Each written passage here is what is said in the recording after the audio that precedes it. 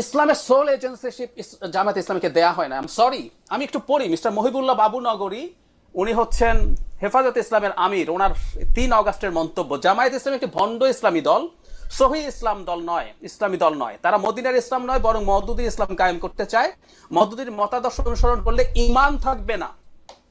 মজার ব্যাপার কি জানেন, আমি আমার একটা ভিডিওতে বলেছি জাহিদকে ইসলাম বিদ্বেষী বলে ফেলা যায় জামাতের রাজনীতির বিরোধিতার কারণে। মহিবুল্লাহ বাবুনগরীকে একটু বলেন তো, ওনাদের বক্তব্য মতে তো জামাতের কথা শুনলে ঈমান থাকবে না।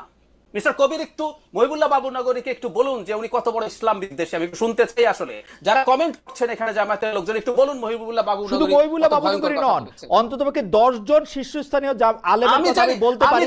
আলেমের কথা আমি বলতে পারি। চা মানে লাইফটা ভরপুর, চা মানে ইস্পাহানি মির্জাপুর। খালিদ ভাই, আপনার শোতে ইসলামী আন্দোলনের নায়েবে আমির আপনার এখানে স্বীকার করে গেছেন উনি জামাত সম্পর্কে কি ধারণা রাখেন। আমি শোটা দেখেছি, তাই না? তো যদি সব হয়ে থাকে একটু ওনাদেরকে গিয়ে বলুক তো। আমি আসলে বলি কি জানেন, জাহিদকে ট্যাগ করে হত্যাযোগ্য করা যায়, কারণ জাহিদের শক্তি নাই, জাহিদের হ্যাডাম নাই। ওরকম হ্যাডাম আছে তো হেফাজতের, হ্যাডাম আছে হাত পাখার বা ইসলামী আন্দোলনে, তাদেরকে ট্যাগ তারা করেন না আসলে।